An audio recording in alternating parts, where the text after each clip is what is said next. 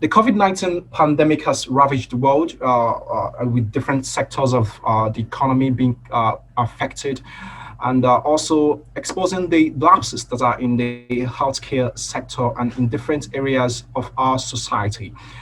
And many companies and nations really did come together during this period to try to fight the pandemic and to try to do extraordinary works. But apart from the companies, there are also extraordinary individuals who have done extraordinary work in their respective roles during this period.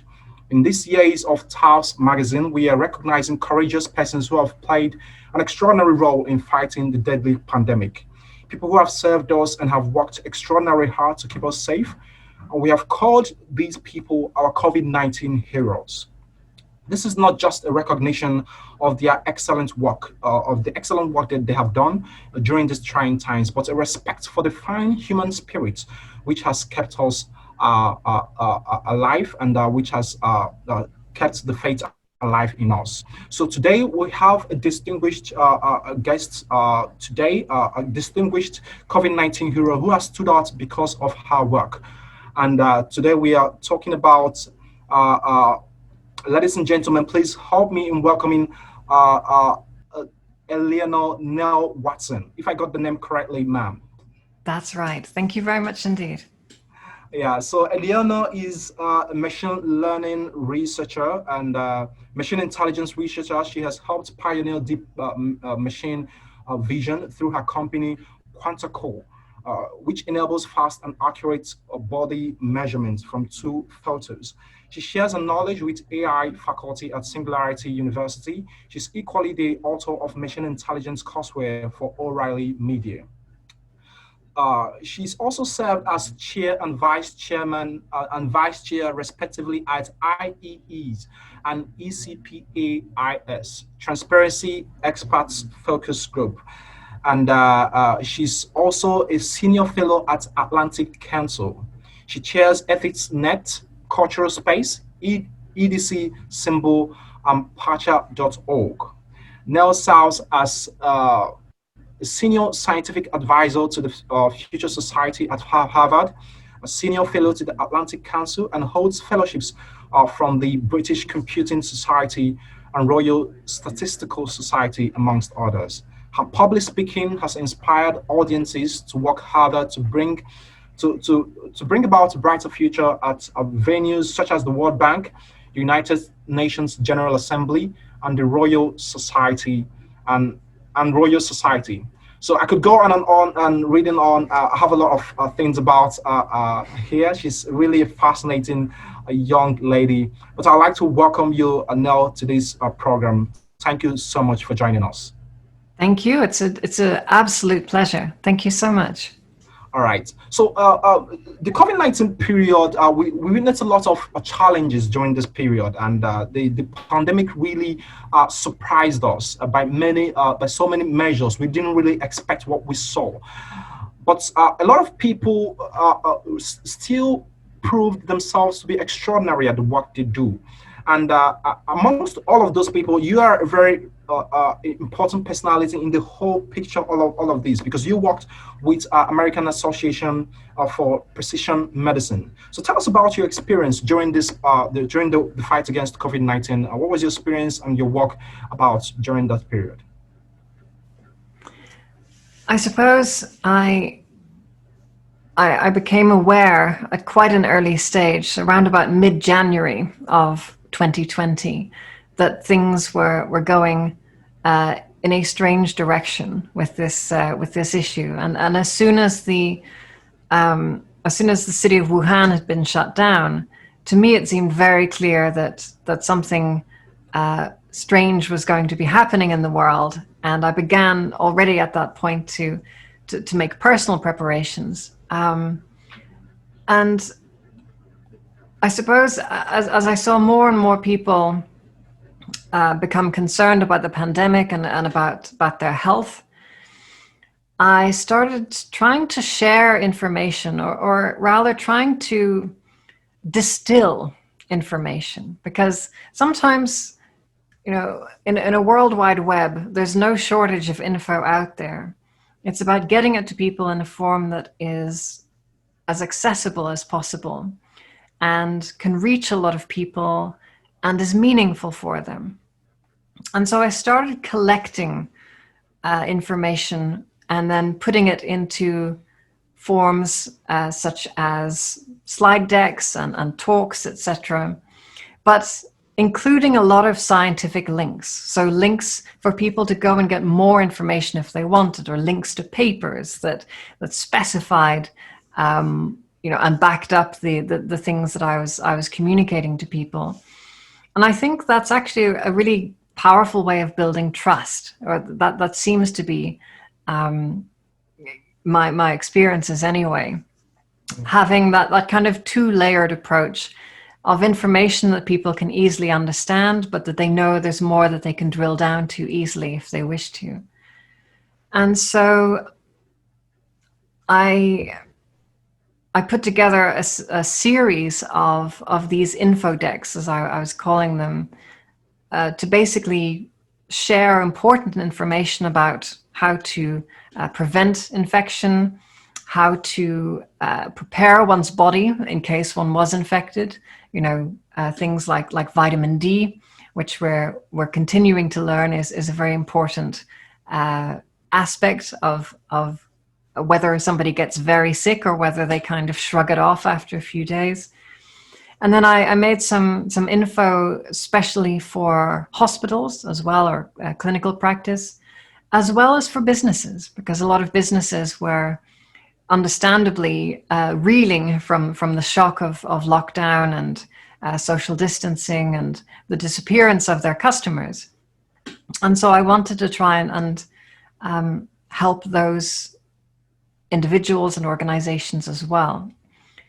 I've also been doing a bit of research into the virus itself.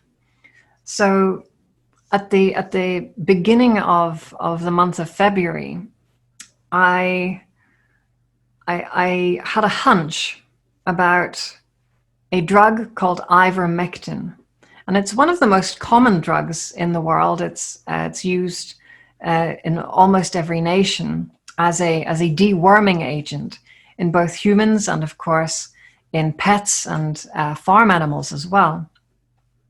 But there seemed to be some intriguing evidence showing that these anti-parasite drugs could also act effectively as antivirals as well, especially because there was some evidence that certain forms of chloroquine or hydroxychloroquine could be potentially useful, as well as other compounds such as methylene blue.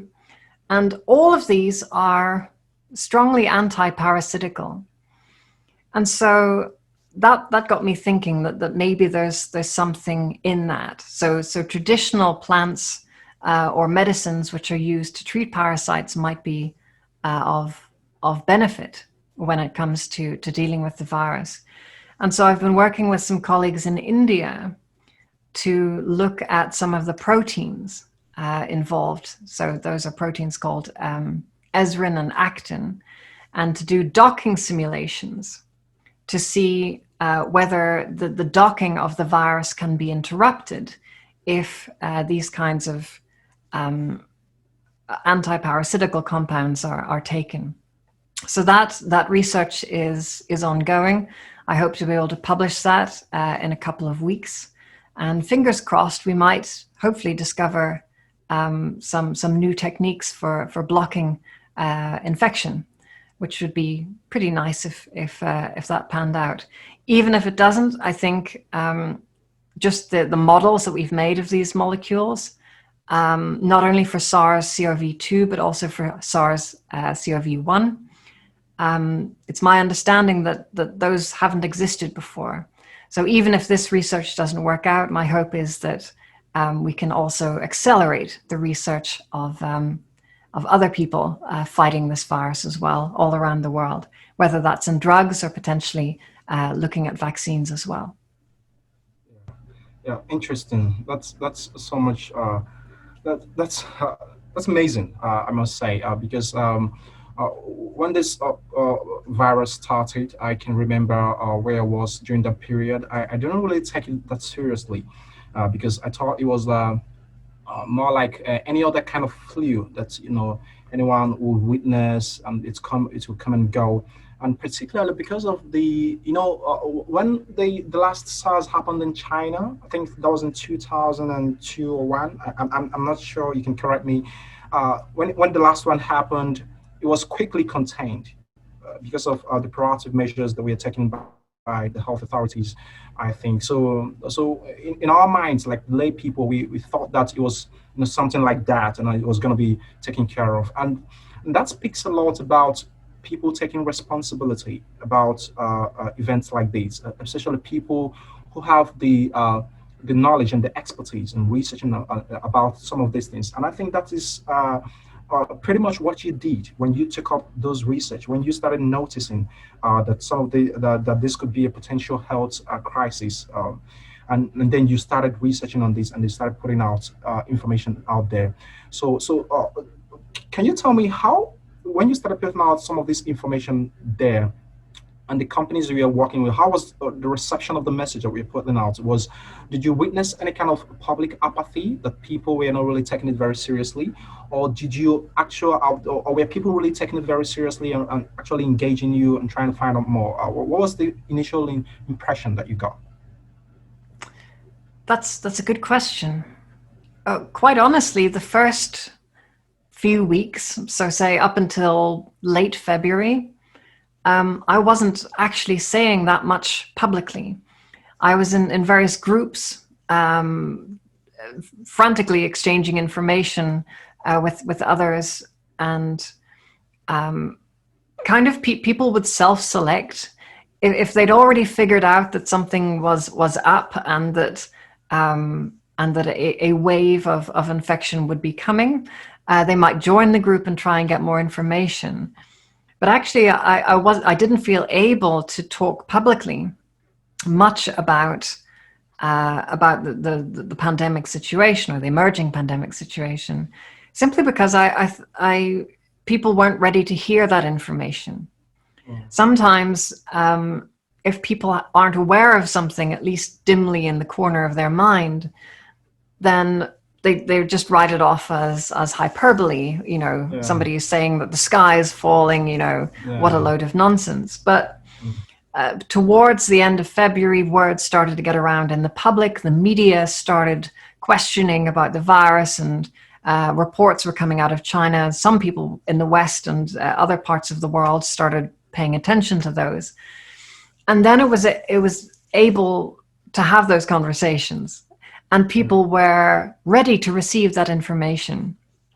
And thankfully, just at the point where people were really wondering what's going on and really looking for that info, I was able to help to provide that, as well as, of course, all of the sources and the validation for the basis upon which that info was based. And I think one of the objections that I had was that at an early stage, I was recommending that people wear masks. So either that they make their own, or if they can find them, that would probably be a good thing. As well as my supposition, which seems to have been borne out in research, that the virus can travel quite a significant distance, especially indoors. And for those reasons, if one's traveling in public transit or working in an enclosed environment, wearing masks would be a good idea. And this, of course, was not being recommended by the big health organizations at the time. They said, there's no need for that. And it seems that was largely because they wanted to ensure that there were enough N95 or N100 style masks for healthcare workers, which is legitimate. But the fact that they weren't honest with people in saying, yes, you should probably wear a mask, but I'm sorry, we need all of the really high grade ones for our healthcare workers who are really exposed and in terrible danger. Please donate the high grade masks that you have and make your own. That would have been a great statement. But unfortunately, that wasn't the message that came out. And I think that undermined a lot of public trust, unfortunately, in our health institutions around the world. And rebuilding that will be a difficult process. And I think that lack of trust at a relatively early stage in the pandemic has also made people not want to pay attention to the information being given out by health authorities, even if that information might actually be quite reasonable or have some basis or evidence behind it. And so I think it's unfortunate that some of our institutions in the world have been illustrated to be not as strong as we perhaps thought they were. And that's unfortunate.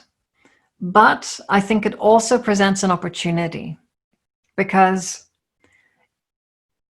after World War II, when we'd had so many horrible genocides and things going on in the world, and there was mass migration of human beings all over the world, and there was a new world order, you know, the kind of US versus Russia situation. We had to create new institutions to deal with that new world that we found ourselves in. And a lot of that was saying, never again. You know, we must ensure that this kind of situation in the world does not occur again.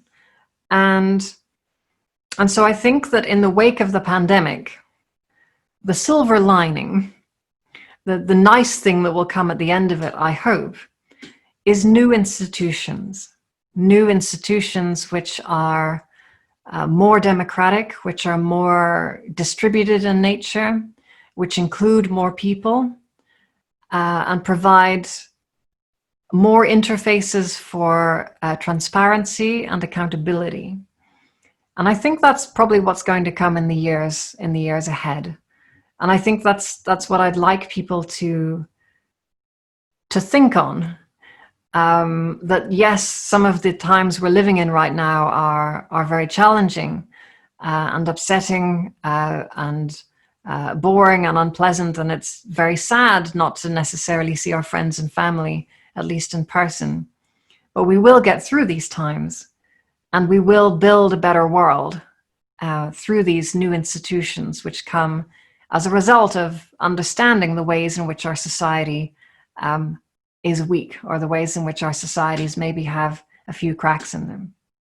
Oh, so that's quite hopeful there, and interesting to note, because a lot of what happens in the world is usually a case of when things are going very smooth, and we're in a kind of a normal situation, and so people get complacent.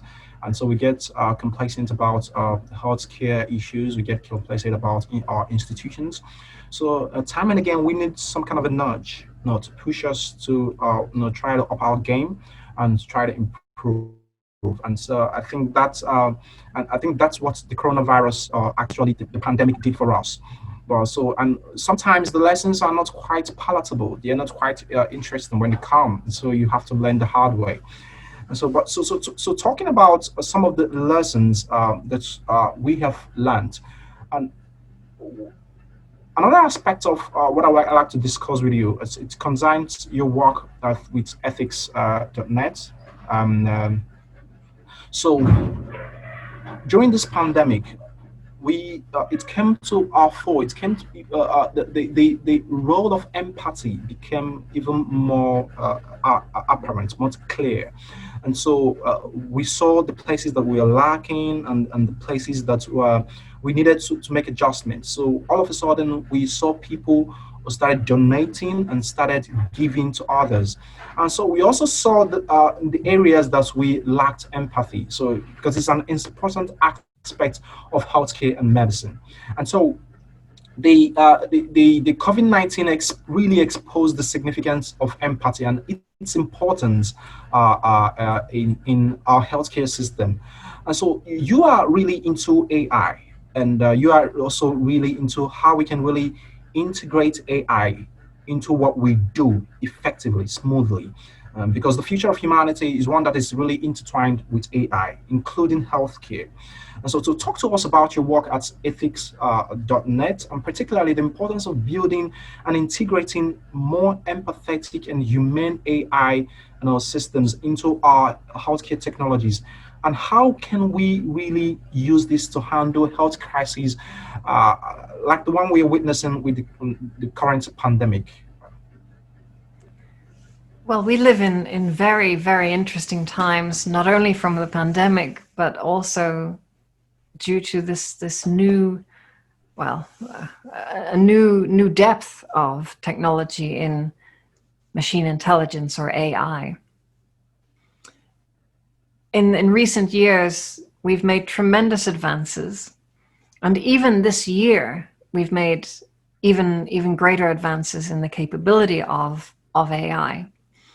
We now have technologies that can that can dream up a human face in a photo into existence, even though it's not a real person, or disappear an object or a person out of a photograph without a trace, or even to take a small photograph and actually draw in parts, imaginary expanded borders of that image, even though those don't exist or they were never recorded. We can take very grainy footage that you might have recorded on your phone 10 years ago, and we can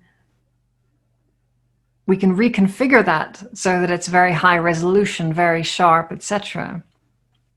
But we can now, with these new technologies, we can create experiences which are rather similar to engaging with a real person. That wasn't really possible before this year, but a few months ago, we had this new development of something called GPT-3, which came out of OpenAI. And that is a very strong leap ahead in capability. Essentially, this technology is able to ingest most of the content of the World Wide Web at enormous scale. And from that, it's then able to do a whole number of things like translating between languages, and doing arithmetic, and making reasonable dosages of medicine, and writing essays on philosophical questions, or imitating the style of writing of Hemingway or some other author. The limitations are almost unbounded. And what's more is that we've discovered something very important from this GPT-3. 10 years ago, there was this new technology called deep learning. And the idea of deep learning is to take a machine learning approach, which is where you have lots of examples of something, and rather than programming a computer, you show examples to it instead. So, for example, around about 10 years ago, I was developing this technology to turn 2 photographs of a person into a 3D model of them. So one photograph from the front and then one from the side, and then we could rebuild that person in 3D. But we had a real problem, and that was how to cut the person out of the background in the image, because you don't want to be measuring something behind someone. And we tried programming it, right? So we program it to figure out how to find a head, and then how to find arms. But as soon as we got one thing to work, something else would break. Like if you got the hands to fit, then the feet would break. And it was a very, very frustrating process. Until we switched to machine learning. So instead of trying to program a way of cutting somebody out of the background using very complicated rules, we simply went into photo editing software and manually, from a whole bunch of photos we had of people in the right pose, we silhouetted them. And then we fed that into the machine, into this machine learning system. And so it was able to do that process for us automatically. We didn't have to program anything. We just basically showed the system what we were looking for, and it figured out how to do that for us. That's the magic of machine learning. Deep learning takes that approach and throws lots and lots and lots of data. So not just, some examples, but say, instead of 100 examples, you might have 20,000, right? And deep learning technology is able to eat that large amount of data and make sense of it.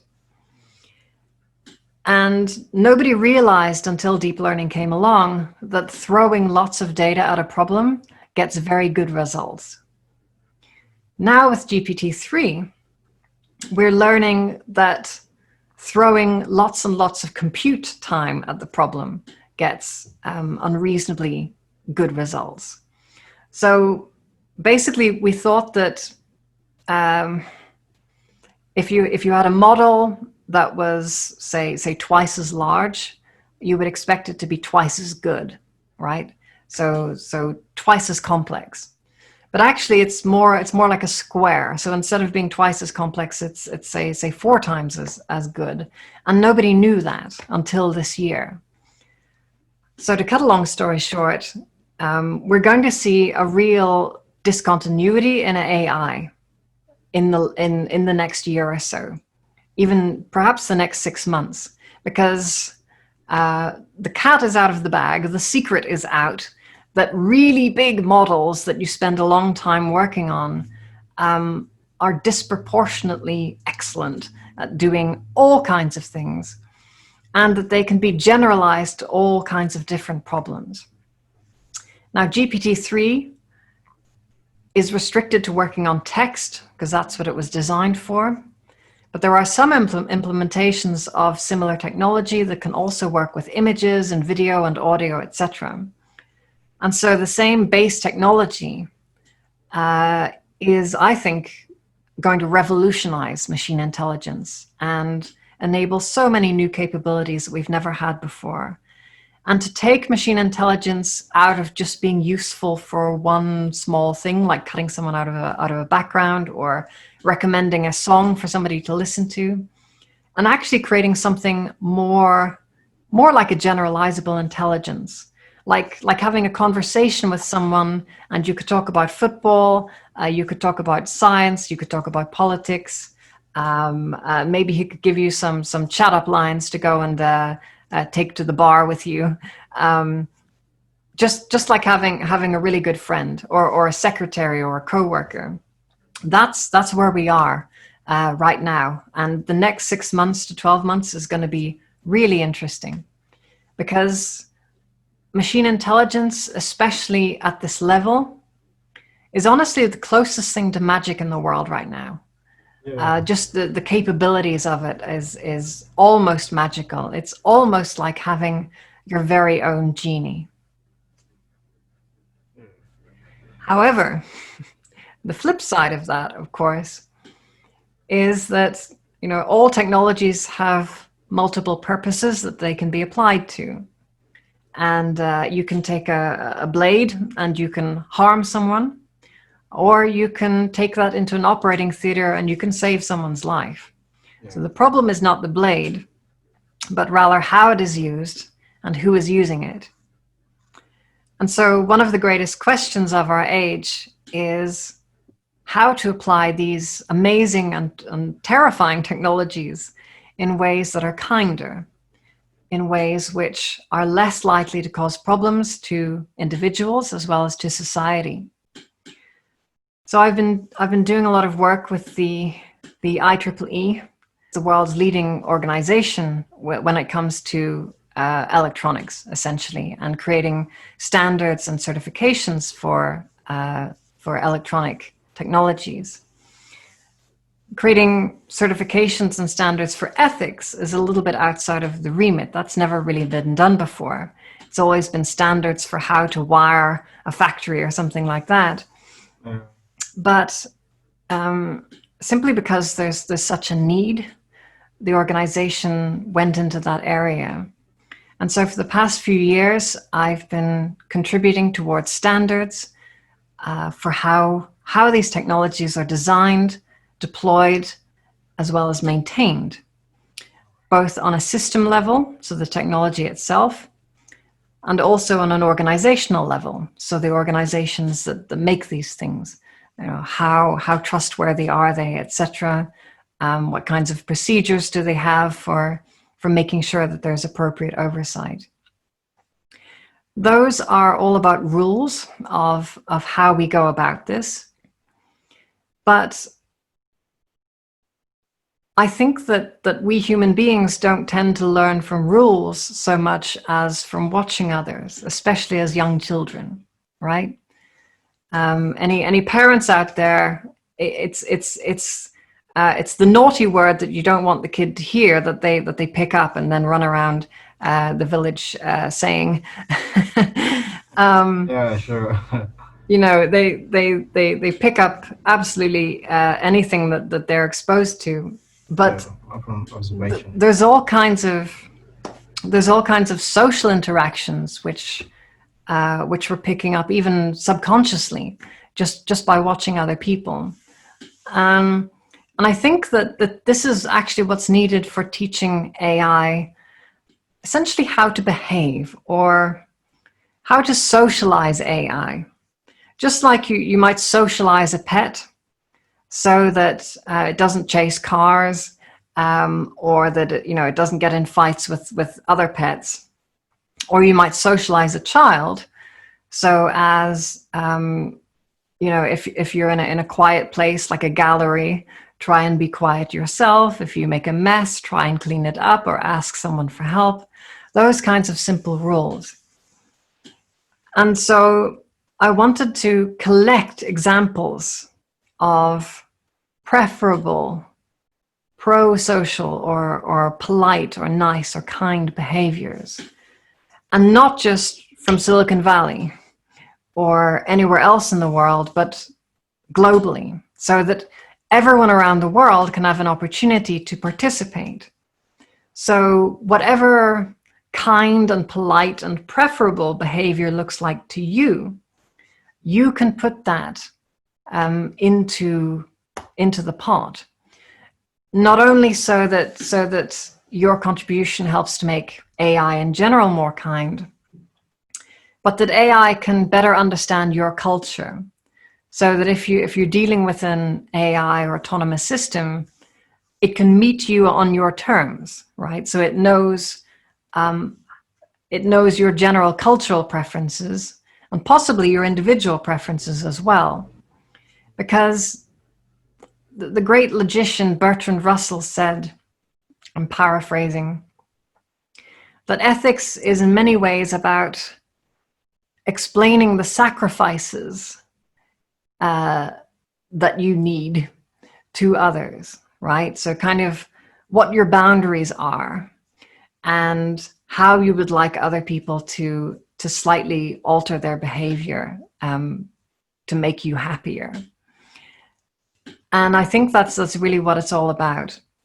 So I have this project at ethicsnet.org, and we are crowdsourcing from all over the world examples of pro-social or kind or polite behavior, whether that's in a written text form, within photographs, or within videos. You can select examples and then annotate them, and those can go into the data set. And the goal is to be able to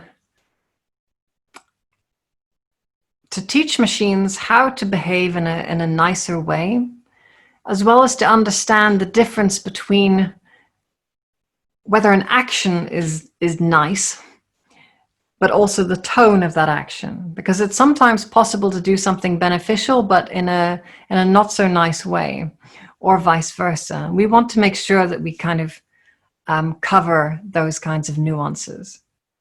So just as data has been shown to be so important for training AIs, it's my belief that having this kind of data is likely to make all the difference in getting AI that we can trust,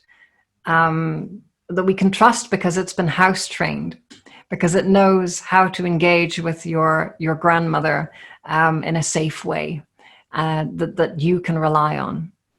So that's that project. It's been a pleasure to be working on it these past few years, and my hope is to get this data set out there within the next year or so that we can immediately start using it now that we have these new scary and amazing capabilities in AI. Wow, interesting. I'm almost awestruck. A lot of work going into what you're doing, and it's very interesting because the question has really been on how are we going to face an AI apocalypse in a case that it actually comes. So for so many people, it's actually inevitable, and for others, it is not. And so it's a question I myself have struggled with a lot because I am also a futurist. I try as much as possible to study these areas to find out other implications they will have for us.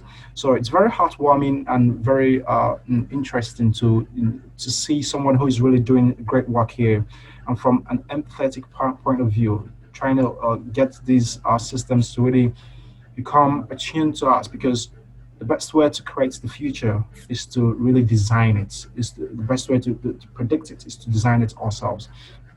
So, but on the other hand, the questions that people I think would ask would be, how sure are you really that an AI system that doesn't really have the consciousness of a human being, because of the way our brains are wired, and all of those nuances, and we've really not really understood what it means, what the human consciousness is all about.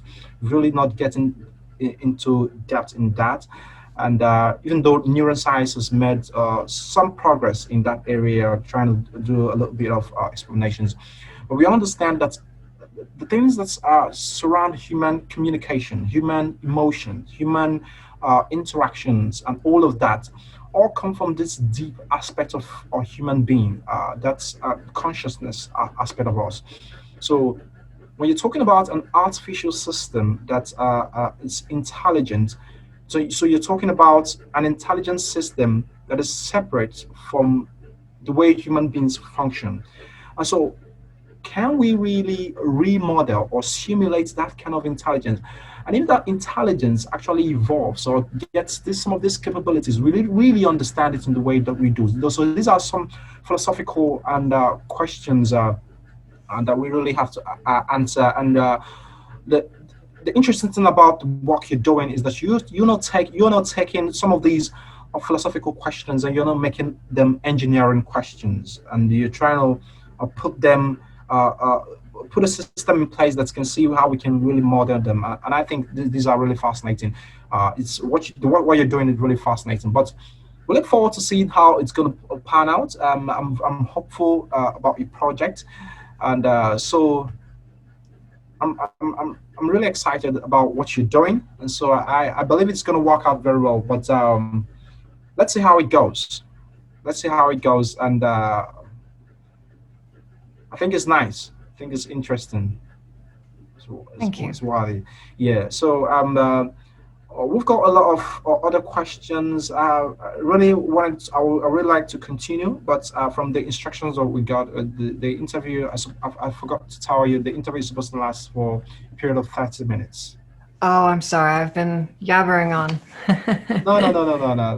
No, anything about that. So, no problem about that. So, but you're doing.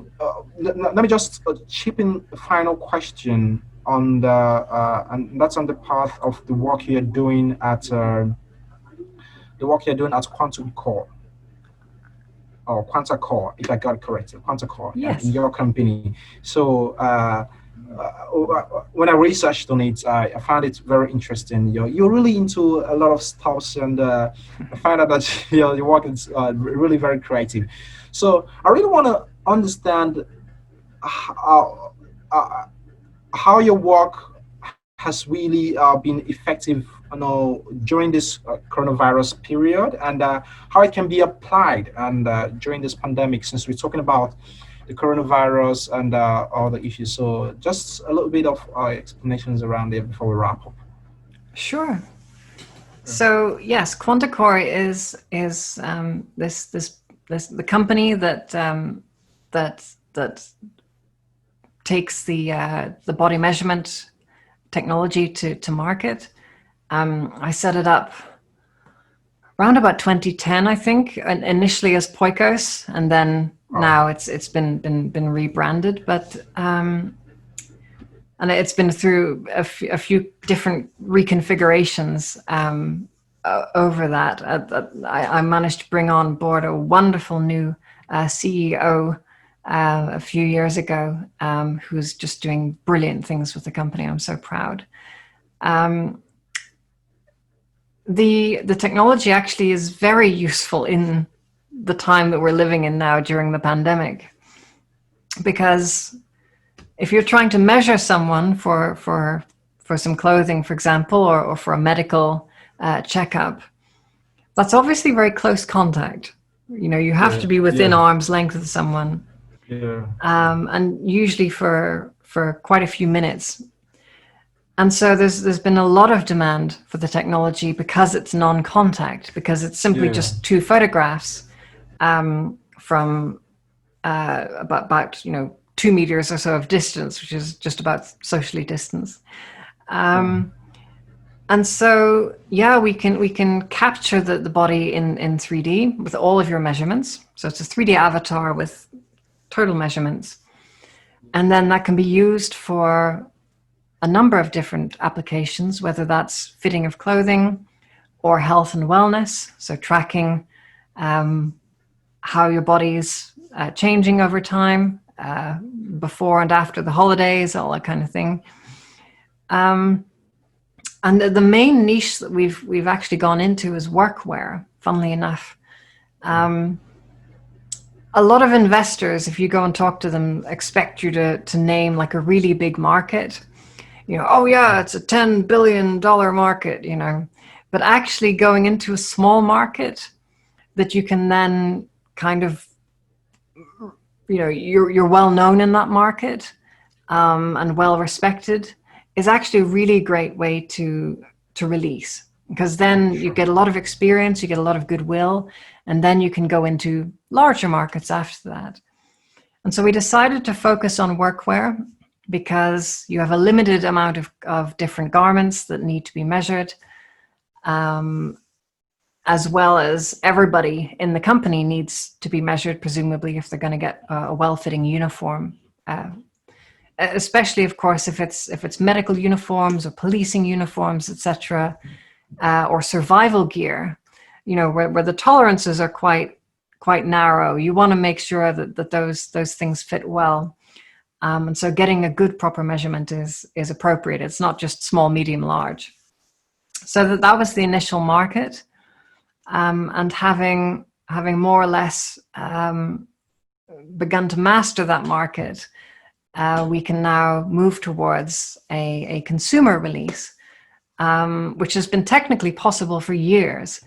It's just we haven't had the commercial capacity to do so. We've been too busy figuring out how to onboard clients rather than going directly to the consumer. So I'm delighted that finally, after this 10-year roller coaster of experiences, it seems to be finally coming to that point where everyone can benefit from this. And I want to see it deployed all around the world, so that everyone everywhere has an opportunity to enjoy this, whether it's for getting clothing that fits like a glove, or whether it's for understanding our health and wellness better. Because of course, conditions like diabetes don't always show up as a change in weight, but they may show up as a change in shape, or polycystic ovarian syndrome, or a number of different conditions like that. So the more that we can get this technology out to people, generally speaking, the better health we'll all be in. Wow, interesting. I must say, I find it very interesting and talking with you.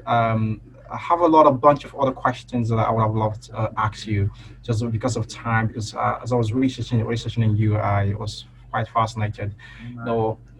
You have a creative spirit. You are into different sectors, and your building capacity is spread across different sectors. So I think it's quite a privilege and an opportunity meeting you and speaking with you. Yeah, The pleasure really is love all that. mine. Thank you Yeah, so much, Augustus. so yeah, and I love your voice, very soft spoken. Thank you. Yes, I grew up in Northern Ireland. Yes. All right, all That's right. that's where I am right now. I'm just making Wow. sure that my mother's okay during the pandemic. So I Okay. was living in Belgium before January. All right, all right. That's very interesting. And I'd like to also tell you that as the host of the podcast, I would like to, because I have other questions that I would like to delve in more with you on the AI side and all of those things. So I would like to invite you for the podcast subsequently. So I Sure. hope that when I do that, you do oblige me. That would be a pleasure. Thank you. All right, that's great. So where can these people find you? Sure. I have a little website at nellwatson.com, NELLWATSON.com. I have some articles there. I have a game you can play that's kind of a life simulator of entrepreneurial life. Oh, And some interesting. other things. I think I've got a 3D model of my brain taken from an MRI scanner you can play around with, but don't use it as a voodoo doll. Yeah, there's all kinds of different things Yeah. you can play around with. So Okay. thank you. Okay. On any social media handles that you can. Sure. Facebook.com/Nell Watson, LinkedIn.com/in/Nell Watson, Twitter.com/Nell Watson. Makes sense, I suppose. Yeah. Nice and Yeah. simple. Sure. Yeah. Sure. Really interesting. Really interesting conversation with you now. It's quite a privilege meeting you. It's a great pleasure. The So pleasure and privilege is all so mine, Augustus. Thank you.